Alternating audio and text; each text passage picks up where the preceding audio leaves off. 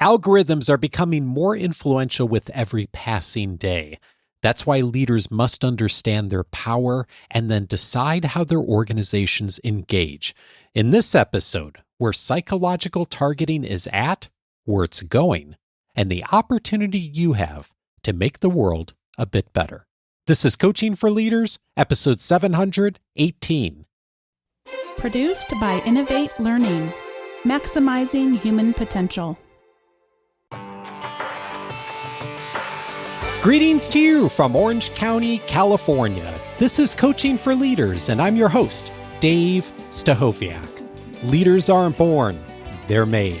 And this weekly show helps you discover leadership wisdom through insightful conversations. So much is changing about how we work and how we utilize technology. We've seen so much in the news in recent years on how organizations are using data and targeting in order to influence behavior. Today, a conversation that helps open the door for all of us to get better about what's happening and, more importantly, how we as leaders can do a better job at making choices in our organizations that really create the world that we want. And I am so pleased to welcome Sandra Matz to the show. She is a Columbia Business School professor, computational social scientist, and pioneering expert in psychological targeting. Her research uncovers the hidden relationships between our digital lives and our psychology, with the goal of helping businesses and individuals make better decisions. She is the author of Mindmasters, the data-driven science of predicting and changing human behavior. Sandra, what a pleasure to have you on. Thank you so much for having me, Dave. You write in the book about your experience of growing up in a small town in Germany. And as anyone who's lived in a small town knows, everyone knows your stuff, right? And there are some really great benefits that come from that. And there's also some real downsides too, aren't there? Very much so. So yeah, you're absolutely right. I grew up in this tiny village, 500 people in the southwest corner of Germany, or actually, as my parents keep reminding me, it's grown to 1,000 since I left, which I can assure you is not making that much of a difference.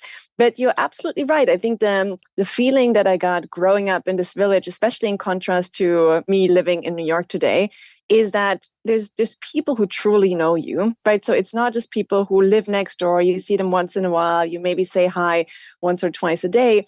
Those are people who observe everything that you do. They know exactly what you do on the weekend. They know who you're dating. They know which music preferences you have. And for me, what it felt like was that they truly knew me. So they, in a way, put together these puzzle pieces of my existence to understand my motivations, my preferences, my fears, hopes, dreams, you name it. And then they did what village neighbors, in a way, do best, right? So sometimes they used to offer me the most amazing advice because they knew exactly what I wanted, right? They kind of helped me figure out what I wanted to do after school, to take a gap year, what to study, connect me with opportunities. But on the other hand, it also felt like there was someone pulling the strings behind my back in a ways that I didn't always appreciate. So you're absolutely right in that this idea that someone could really understand what I wanted and who I was had both like these bright and dark sides to it. It's such a interesting analogy for psychological targeting because psychological targeting can do some amazing, incredible things. As I think we're going to talk about in this conversation, it can also manipulate and exploit, right? And a line I highlighted from you in the book was this one, and I think you were talking about in the context of growing up in a small town. Once I understood the game that was played and had a clear sense of what I wanted out of it, I learned to play it to my advantage. Suddenly, I was winning more than I was losing. And there's a message there, I think, for how much we learn about psychological targeting there too, isn't it? Yeah, so absolutely, right? The way that, and it's funny because I give this analogy of the village, and then I kind of pretty rapidly shift to technology, right? So it almost feels like a paradoxical comparison because the village was all about individual relationships. And now that we live in this what I think of as a digital village, it's not necessarily neighbors understanding exactly who we are and what we want, but it's all of these digital neighbors, like algorithms who observe everything that we do, from what you post on social media, credit card spending, the sensor data that gets captured by your smartphone. And you're absolutely right. It also has these two sides. To some extent, learning something about individuals offers amazing opportunities. And we probably are going to get to talk about this in a little bit, but it also has like this exploitative, manipulative angle to it. And for me, the same way that in the village, I was trying to figure out how do I amplify the positives and how do I mitigate some of these challenges and sides that I didn't appreciate about the village.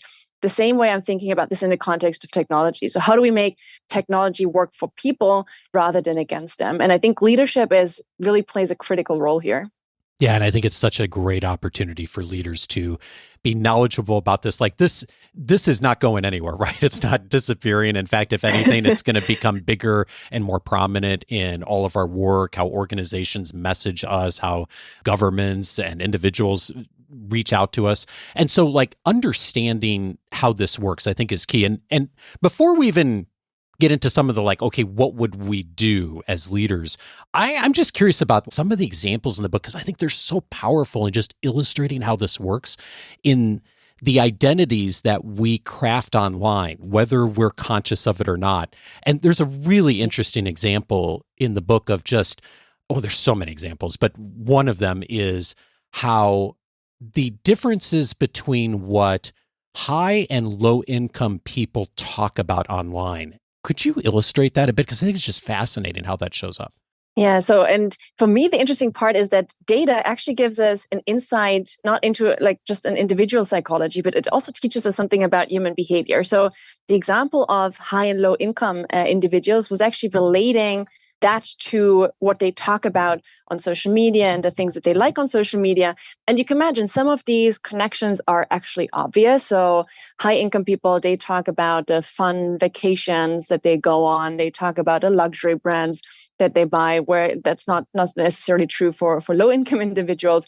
But there's also these more subtle nuances and these more subtle relationships that are not just interesting from a psychological point of view, but also show that there's like all of these, like what I think of as like hidden relationships. It's not something that you intentionally put out there to signal your identity. It just kind of creeps into the language that you use. So this is, for example, low income individuals being a lot more focused on the present than the future, for example. And again, in a way that makes sense, because if you're worried about running out of money, trying to figure out how to make ends meet, you're probably not going to think about the next summer, next year, 10 years from now. What you're trying to figure out is like, how am I going to get through this week? How am I going to get through this month? The same is true for references to the self. So low income individuals have a lot more references to the self.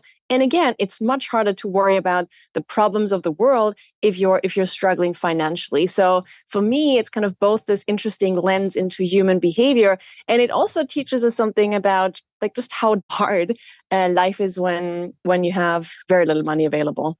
Yeah, indeed. And it's the book is, boy, it's so worth picking up the book just to look at the word clouds that you've surfaced in the research on like, what are the kinds of words people use when they're in a low income situation? What are the kinds of words they use in a high income situation? What are the kinds of words extroverts and introverts use?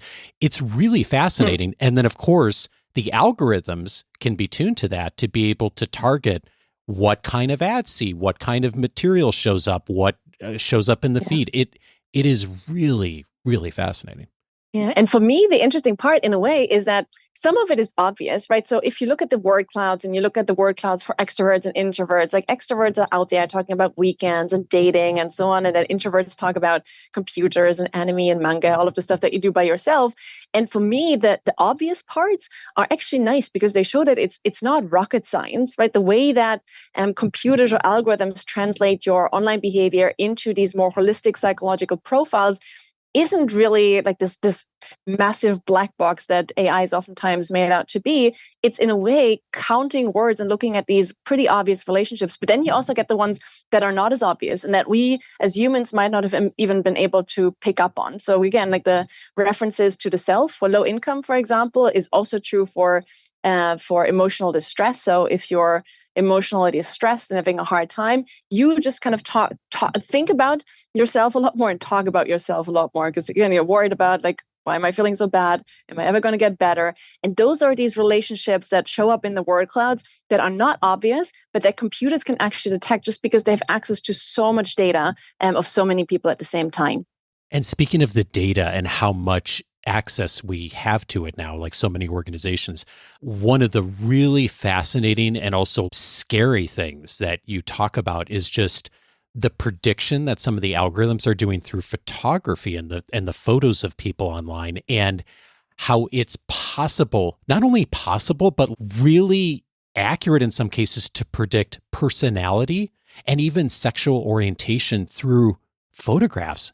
Could you share a bit about just like what the research is showing on that? Yeah, and I would say that this is some of the most controversial research in that space, because it also has like pretty important implications, right? You could always argue, well, I don't have to post on social media if I don't want to be tracked, or maybe I can leave my phone at home if I don't want the GPS records to figure out exactly where I go and who I meet. But the moment that we're talking about your physical appearance, that could be face, that could be anything related to grooming, there's almost no way to escape tracking. Right? We have cameras on pretty much every corner in New York, combined with facial recognition. It's very easy to pick up these signals. So what this research shows is essentially that depending on how you look at it. So some of it is grooming, right? You can imagine, one of my favorite examples in the book is extroverts and introverts, like introverted women in this case, and just kind of seeing the differences between how they present themselves on social media. And what you see is like extroverts, they probably dye their hair a lot more often because their hair looks a lot blonder. They probably also wear contact lenses more often because their eyes look blue, and there's no genetic reason for why that should be the case. They also seem to be much better at taking pictures because their pictures you don't see the nostrils, so which suggests that they take pictures from above to make their faces look slimmer. So there's all of these traces that are somewhat curated and groomed. Now, what the research suggests, and I think this is where it gets really creepy, also potentially interesting, is that it also suggests that there might be some features of your face that actually predict personality. So independent of grooming, just the features of your face that are related to some of these psychological traits. And I think what creeps people out is that there was the signs or pseudoscience of physiognomy for a long time that suggested, well, maybe if your nose looks a certain way, maybe you have a certain character trait, and it was certainly abused in many different contexts. Now what we can do with computer science and AI is really look at the actual differences. And there's many ways in which that could be true. I remember when I first heard about this research, I was like, this is absolutely insane. I don't think that there's anything to this. But then there's many ways in which actually our physical appearance might be related to psychology. If you think about hormones, for example, we know that testosterone makes you more aggressive, makes you more assertive, but it's also related to your facial features. Or like one of my favorite examples, or an argument that is oftentimes made, is we just respond differently to our social environments, right? Imagine you're like this beautiful baby, perfect symmetry of your face. Everybody loves you. You're constantly getting positive feedback from your environment. It's not so surprising to imagine that maybe you're also going to turn out a little bit more extroverted than other people, right? You're constantly getting this positive social feedback. So this, I think, is part of the science that is the most controversial. So like your facial features really opening or like offering a window into your psychology, but also one that is the most creepy in a way, because there's no way that you can leave your face at home. Yeah, indeed. And like you said, even if you personally decide you're going to opt out, there's so many cameras, so many places. And I mean, it's really fascinating, even some of the studies where they control for the grooming, like have everyone do their hair the same way, position the camera the same way. Even then, like the algorithms are pretty good. I mean, and you think about this and it's like really easy to go down a very dark tunnel very quickly of thinking, Indeed. Okay, how can organizations and governments manipulate this data? And we've seen examples of that already happening in media, right? And there's a both and here, which is like, what are also the great things, which is one of the reasons I wanted to talk to you, like, what are the great things that can possibly come out of this? And I love some of the examples you talk about in the book and some of them you've been involved with. I'm wondering if you could share the story of Savor Life and the work you did with them to highlight how this could actually be used for good. Yeah, it's one of my favorite examples. And in a way, it comes back to the analogy of the village, right? So in the village, the fact that someone truly understood me was a blessing. in the way that they could really help me. They knew exactly what I wanted and they could offer the best advice. So Save a Life was one of the collaborations that I did with a fintech company that is actually trying to help low-income individuals save more. So if you look at the state of affairs in the US, the picture looks pretty grim. I think about 50% of people live paycheck to paycheck. 10% of people couldn't even go a week without being paid. And it's a terrible situation to be in. Because like the only thing that has to happen to you is your car breaks down, you can't put it into the shop, you can't get it fixed, you can't get to work, you lose the job, and so on. So it's a very kind of easy, slippery slope to losing everything. So what Save a Life was trying to do is to say, well, we know what these sneaky marketers do, right? So we know that psychological targeting allows marketers to sell you more stuff. If I know that you're extroverted, I can advertise certain products, I can talk to you in a certain way. And we know from my own research that allows marketers to essentially increase the likelihood that someone is going to buy a product. And the question that we had is, could we just flip this concept on its head? Could we, instead of using this understanding of your psychology to get you to spend more, could we also use it to get you to save more? So with users' consent, so Save a Life users in the app, we surveyed their personality. So in this case, we actually did it using questionnaires with their consent. So it was very clear and transparent what we were trying to do. And we just said, okay, now that we understand that you might be more extroverted or more agreeable, which is like one of these personality traits that looks at how much people care about their social relationships, for example, and can we use these insights to help you save more with messages that we send you? So we kind of had this, we tapped into Save a Life's, I think it's called Race to 100. So this is a challenge that they set for their users where they encourage them to save at least $100 over the course of a month. And it might not sound too much to some of the listeners, but those were people who had less than $100 in savings. So this is like a massive undertaking, which is really kind of trying to double your savings over the course of 4 weeks. And what we tried to do is we took Save a Life's, the message that they had been trying to optimize for years. So this, I think of it as like the gold standard that Save a Life was using at the time. And then we compared it to psychologically customized and psychologically tailored messages. So again, for agreeable people, for example, they're not necessarily going to be convinced by just having extra money in their bank account, because what they care about is other people and their loved ones. So for them, messages would say something like, well, if you put some money to the side right now, this is an opportunity for you to make sure that your loved ones are safe now and in the future. And what we saw is that essentially in the number of people who managed to hit their saving goals of $100, we saw like a 60% increase in the group that got these psychologically customized messages compared to the gold standard. So this is like a pretty high bar to clear, right? This is Save a Life trying to figure out how do we best communicate with our users for quite some time. And still, by just tapping into people's psychology and their motivation, we were able to increase that further. So for me, this is just a very nice what if scenario. Is like we can use the same technology to either get people to spend more, reach deeper into their pockets, but we can also use it to help them save, which is typically something that a lot of us aspire to do, but have a hard time with. It's an amazing example of how there's so much good that can come from this as well. And I think about some of the examples you cite in the book about just the chatbots and helping to support mental health for folks. And now there are some examples of how they fail spectacularly, of course, right? But there's also some really amazing examples of like how by doing targeting can provide interventions and opportunities to connect with people before even their spouse or a partner or a friend or someone else would notice what's happening, right? Yeah. So for me, like the ability those systems are getting better and better, right? If you look at the last 5 years, the development that we've seen with generative AI, with these chatbots is just mind blowing.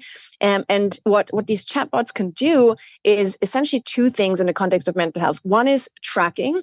And I think that's an important part because we know that still so many people go undiagnosed, right? There's still like the number of suicides every year that could be prevented if someone was only diagnosed with something like depression are sky high. It's just like terrible numbers.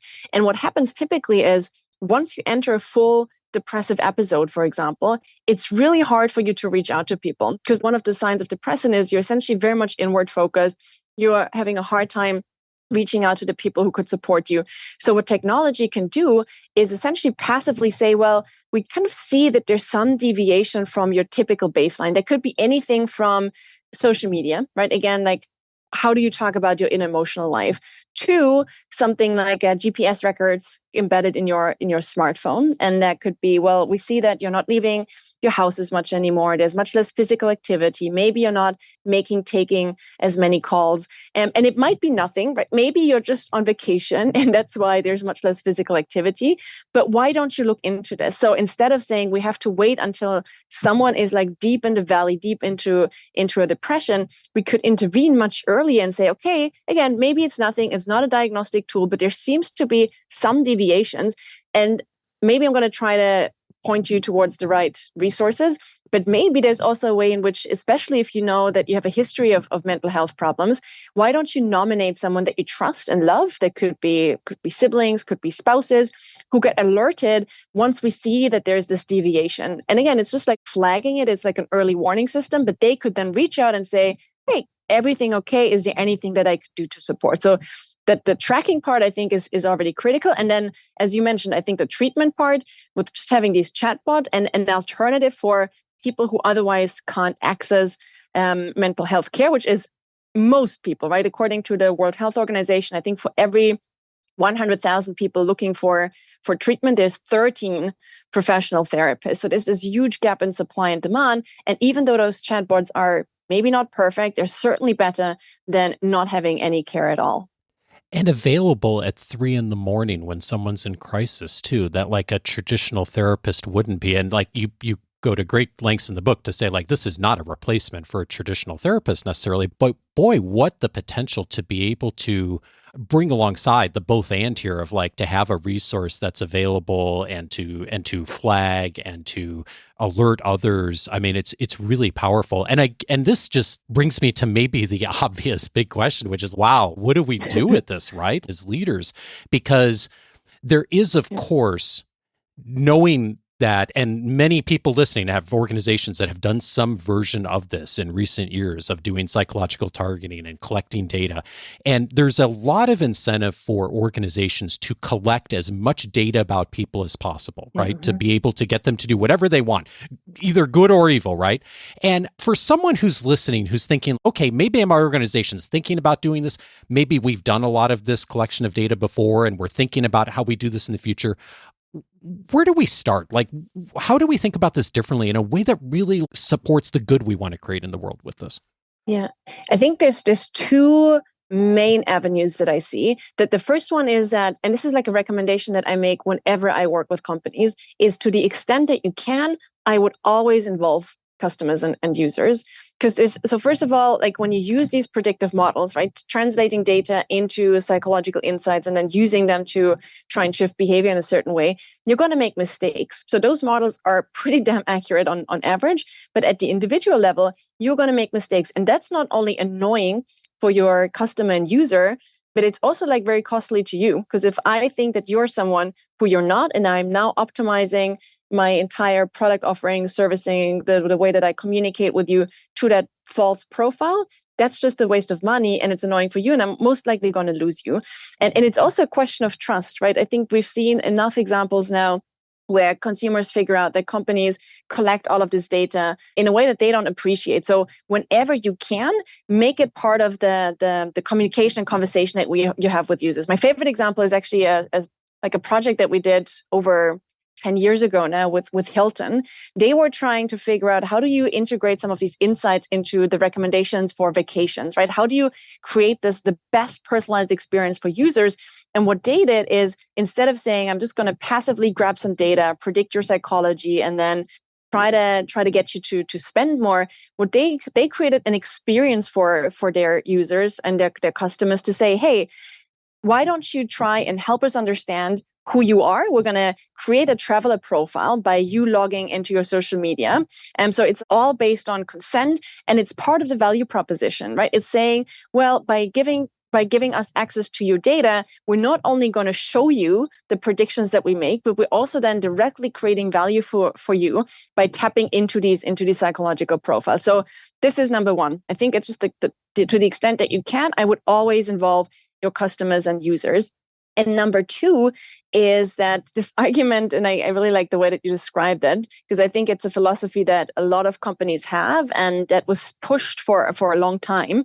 And that the more data that you collect, the better, right? Because first of all, even if you don't need it right now, it's always good to have it because it's very easy and it's cheap to collect. So why wouldn't you? Right. And I think that's no longer true. It's no longer true that you can only offer personalization. You can only offer the best service if you collect all of this data. And that's because we have new technologies that allow you to essentially extract intelligence from data without collecting it. So the technology that I'm referring to is it's often called federated learning.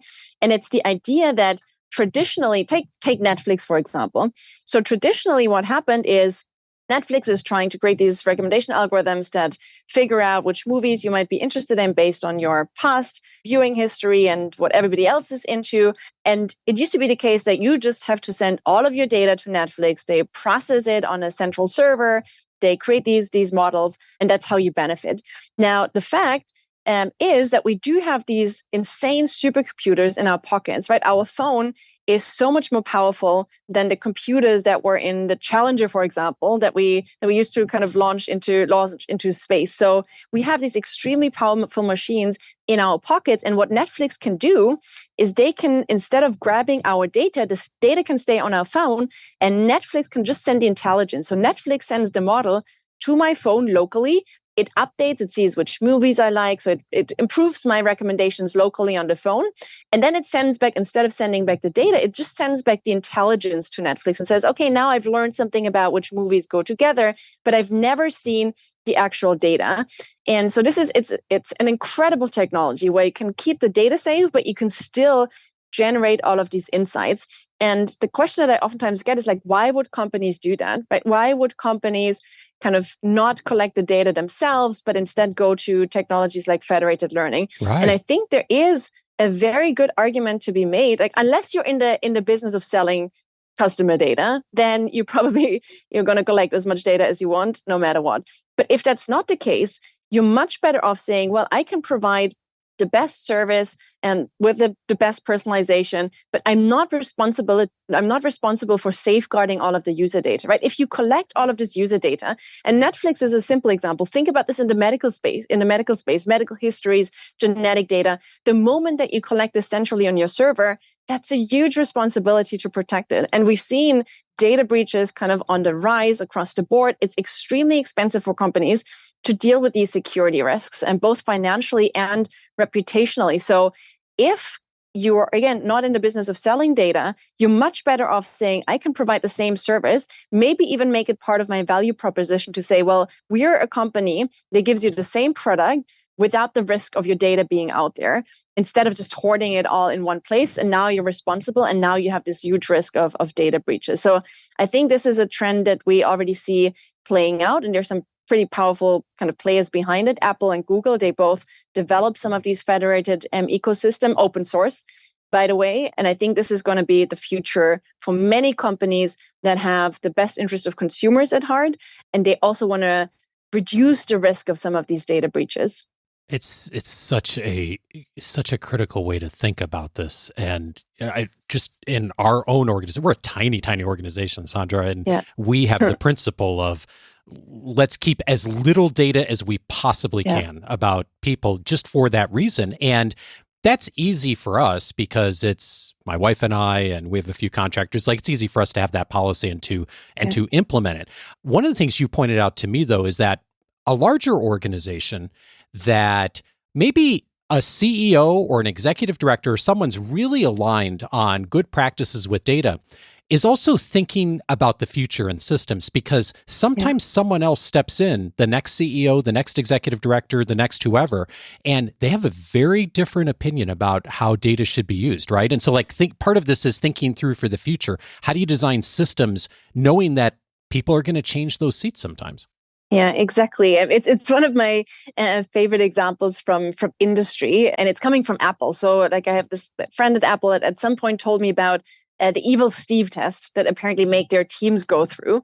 And the idea of the evil Steve test is that they know when they have teams working on products that everybody's excited, right? So you're putting out a new product. And most of the people, they are really they see this is the data that we collect, but we're collecting it to make the product better. And here's how we're using it. Now, that means that oftentimes there's like devil's advocate that says, well, but wait a second, what would happen if this data was actually being abused now that we've collected it? It's really hard to play the devil's advocate. So what they do with the Evil Steve test, they essentially make all of their teams go through this thought experiment of saying, well, maybe you have the user's best interest at heart right now with the way that you're designing the product and the data that you're collecting. But what would happen if tomorrow we have a different CEO? So that's where the Evil Steve comes from. We have a different CEO with completely different values. They're not trying to help our users. They're trying to exploit them to the best they can.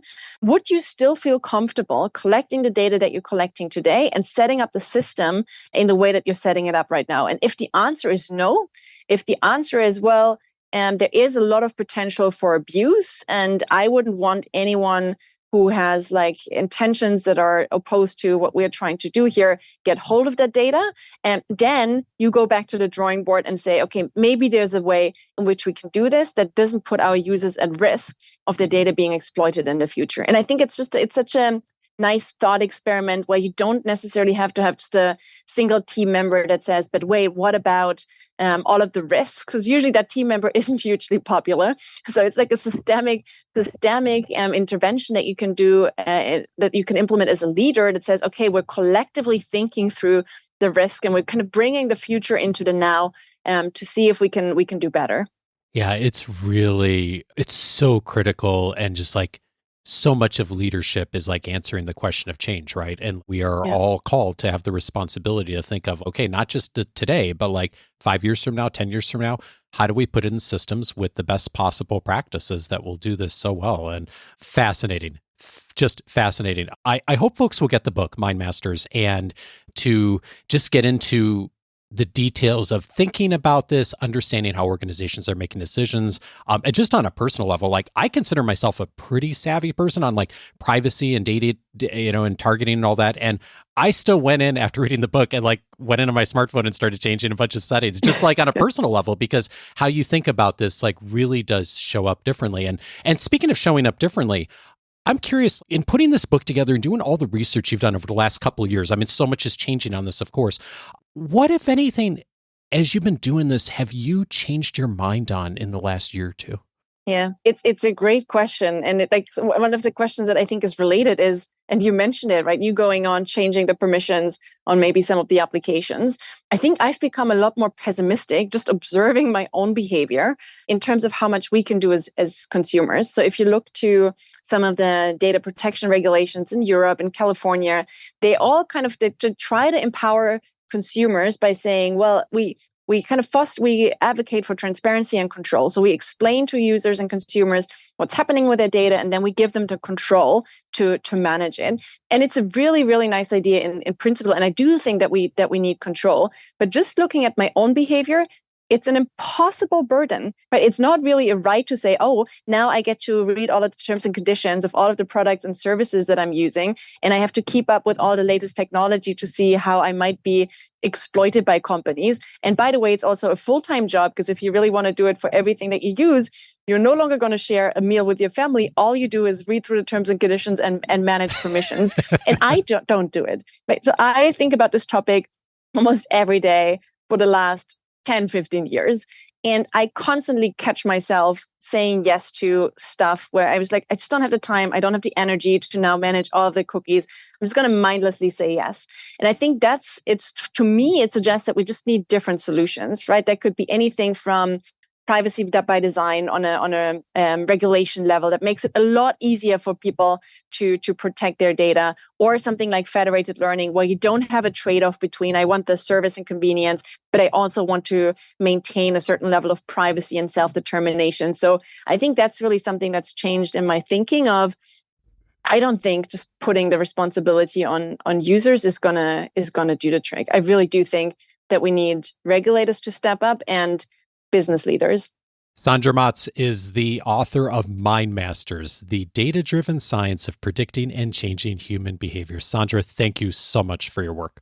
Thank you so much, Dave, for having me.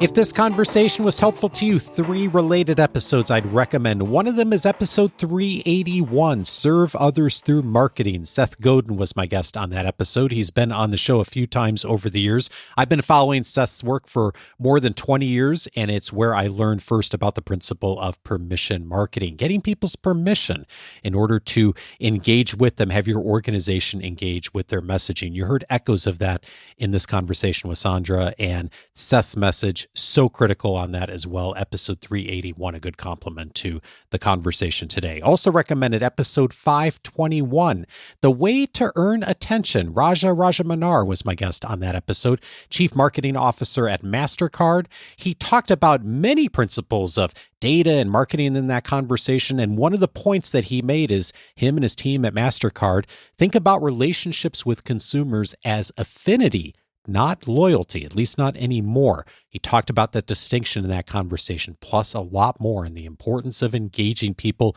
in the story. Episode 521 for that. And then finally, I'd recommend the episode with Marcus Collins, episode 664, The Reason People Make Buying Decisions. People, when they're making a buying decision or a decision to engage or donate or go affiliate with an organization, there's always a decision to connect with the brand, whether that brand's a school, a nonprofit, or a for-profit, or even a government agency. There's a brand behind it. One of the points that Marcus makes in his work and in that conversation is it's not really about the brand. It's really not about you. It's about how people view themselves. Such an important principle to consider when thinking about how to engage and to earn people's attention. Episode 664 for that. All of those episodes you can find on the coachingforleaders.com website. And if you haven't already, I'm inviting you today to set up your free membership at coachingforleaders.com, because that's going to give you access to the entire library of episodes that I've aired since 2011. And there are several areas that you can dive in and be able to find exactly what you're looking for. We're filing this episode under marketing, also under social media, also under data and analytics. I mention that because there are a ton of other conversations in all of those categories inside of the episode library. It's hard to find that on the apps, but that's why we've built the website to really be able to support you, to help you find exactly what you're looking for right now. Go over to coachingforleaders.com, set up your free membership. When you do, you'll have full access to that, plus all of the other benefits of free membership that you'll see right there on the homepage. And if you're looking for a bit more, you may want to find out about Coaching for Leaders Plus. One thing I'm doing every single week is I am writing a journal entry. Short form, takes just about 2 minutes to read, but it is my thoughts specifically on a reflection from one of the guest experts who's been on the show, or one of the situations one of our members has found themselves in recently. That's what happened this past week. One of our members said, I'm about to move into a new role. I'm the heir apparent for this new leadership position, but because of the bureaucracy, it's going to take a couple of months for it all to play out. What do I do in the meantime? Do I start doing things? Do I start putting in initiatives, or do I wait? Well, as we all know, there's a lot of things you can't do when you don't officially have the role, even if you're the person who's going to have it eventually. But there's also a whole bunch you can do in the meantime. I talked about that in one of my recent journal entries. To find out more about that, also all of the past entries that are data-based on the website, also searchable by topic, go over to coachingforleaders.plus. You'll find out more about the entries and all of the benefits inside of Coaching for Leaders Plus. Coaching for Leaders is edited by Andrew Kroger. Production support is provided by Sierra Priest. Thank you, as always, for the privilege to support you, and I'll be back next Monday for our next conversation. Have a great week.